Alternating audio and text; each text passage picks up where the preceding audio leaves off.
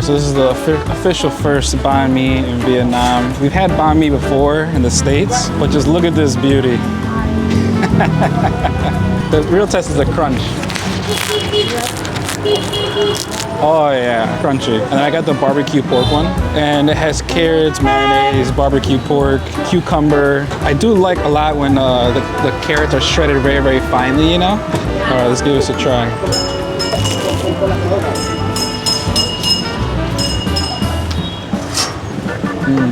All right, we didn't get as much of the insides on the first bite, mostly bread. Second try.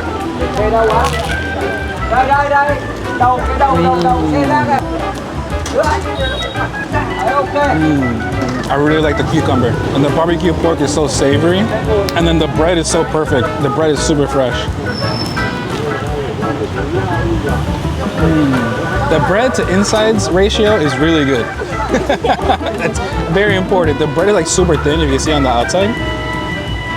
And then I'm part of the certain percentage of the world that has that gene that makes cilantro taste like soap, okay?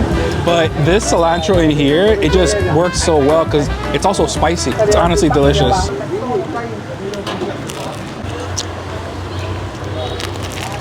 The one thing I can't believe, this whole banh mi is $1.50. Beautiful. One of my favorite parts also is that the mayonnaise makes it really creamy. Americans love sandwiches. This is kind of a sandwich. This is the Vietnamese sandwich, actually. This is the Vietnamese Subway, okay? It's perfect.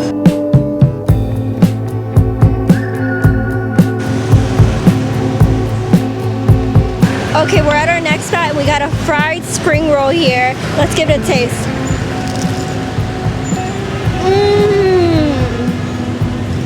Wow, so oily and crispy. There's so much beef in here. Look at how thick this is. And then what's also really dope is that she's like cooking out of like a 2-foot hallway. If you don't cook out of a hallway, we don't want to eat there. I really like the texture of the carrots in here. It's a little bit crunchy still, even after she deep fries it. And then the noodles are just chewy and the outside is so crisp. When you fry a spring roll, this is what it should look like. So this was 10,000 dong, which is about 40 cents. You can't beat it. What's unique is that you could also get your fried spring rolls and also some greeting cards. They're actually postcards, actually. Yeah, they're postcards. This would be good for the, we're gonna make a scrapbook, and I really want these for our scrapbook.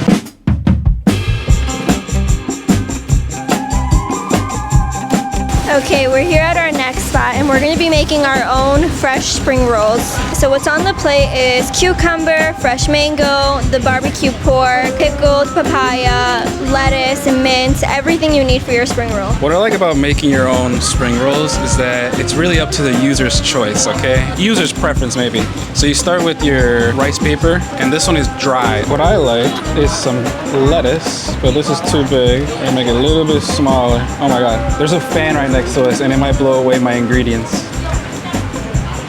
But it's also like 95 degrees over here with like 90% humidity. So the fan stays. Then we're gonna get some grilled sausage pork. We're gonna get some noodles. What I've learned in the past is you don't want to overfill it, okay? Because then it just does not work out. My question is supposed to be like this or long ways? I'm gonna look at the locals actually. Okay, they're doing it. Okay, they're doing it this way. Taco way, not hot dog. I think I'm gonna add some cucumber, a little bit, I think it's mint, and then we're gonna add some pickled papaya, and then we're gonna add some mango. Then we're just gonna fold it. And if you're good at rolling, you're sus. Oh, the peanut sauce is hot. And then there's also fried garlic. Oh wow, let's give this a try. Oh my God, that is rich. Everything is like refreshing, but the sauce is so rich and it's also so thick. What I think I like the most is that the outside is super crunchy because the rice paper is dry. Usually they dip it in water for a couple seconds, roll it, it becomes stretchy and gelatinous. I love that word. When it's dry, it's like crunchy. And then the inside is like chewy. This is so good. This fan is about to blow me away. Oh, it's like sticky.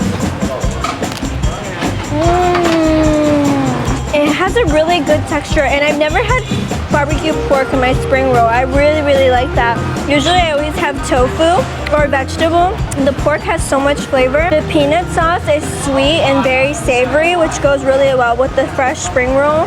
This is perfect. So total price for our spring rolls and our lemonade was 75,000 dong, which is about $3 US. I would pay like quadruple that price. Yeah. Yes, it was so good for $3. That's insane. That's less than the price of my coffee back home.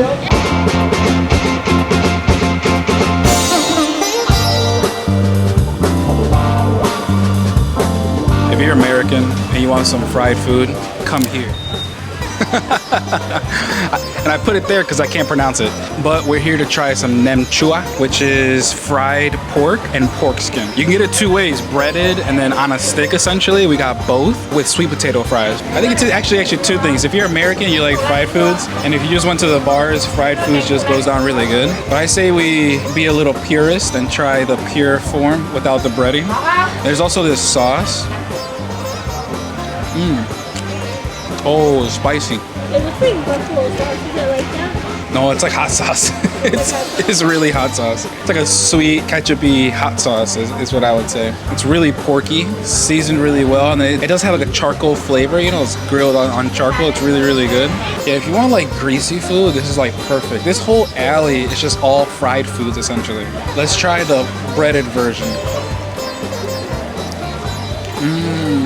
The sauce is really thin. It's like a spicy sweet sauce. These two are very similar, the breaded and non-breaded. I think I like the breaded a little bit more. And then we got sweet potato fries, which these look like regular fries to me, but really sweet. This is really good, like drunk food, you know? We're gonna be back later actually, after we go out. So each one of these was 28 cents, and then the fries were $1.98. Good to me.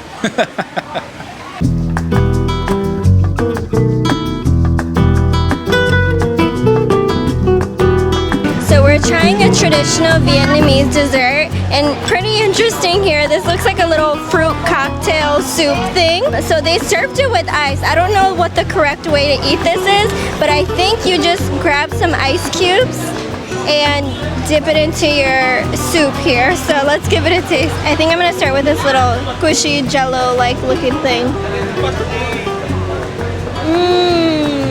So that's actually the cheese. So what we have in here is cheese, jello, and then there's bits of fruit. And I think they had a bunch of different fruits that you can choose from. And then this soup liquid here is like a sweet, simple syrup. It almost smells like tea. Yeah, it smells like tea. It's kind of aromatic, like a pandan tea.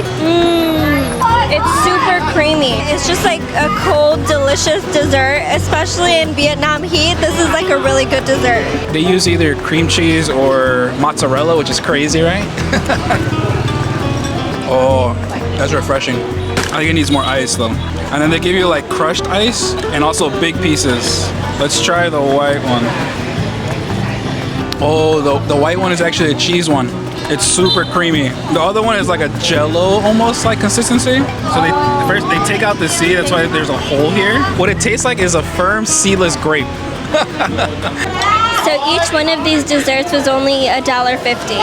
I've never seen anything like this back home, but it's like such a great dessert.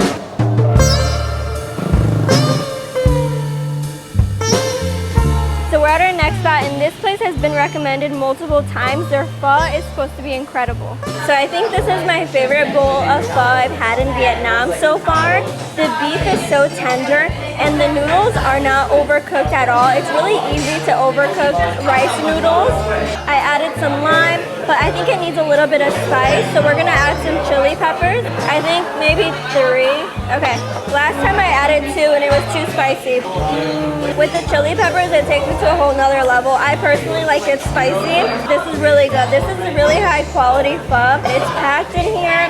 You might have to wait outside, but it's totally worth it. The pho is delicious. So the way pho is made is actually with beef bone, so it has a really intense beef flavor without it being greasy and oily. alley. You can see it's super clear. I actually prefer pho over ramen because it's a lot less greasy. I feel like it's a little bit healthier and it just goes down a little easier too.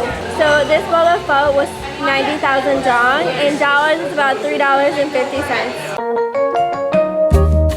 Alright, if you guys come here, you're gonna need to go down this alley, make a right, and then go up the stairs.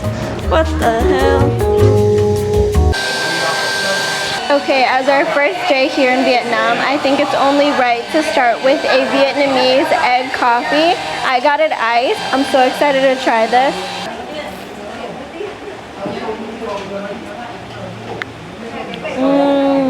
It's like sweet custardy, and then the coffee is a little bit bitter. Look at that. It's so thick. It kind of reminds me of like tiramisu in a drink. Like if tiramisu was a drink, this is what it would be like. It's really velvety and thick. That is delicious. I'm a coffee addict and I have pretty high expectations with coffee. I'm really picky with my coffee, so I'm really surprised that I love this as much as I do. It's just delicious. Before the war, milk wasn't actually popular here. The French brought milk over. After the war, the French took their milk, okay? So it was a shortage at their most expensive hotel. The people that would stay there would want coffee and milk. And so one of the baristas used egg yolk. He came up with this delicious custardy drink. It's low-key like dessert, essentially. This thing smacks. Like, share, comment, and subscribe for the algorithm. Thank you.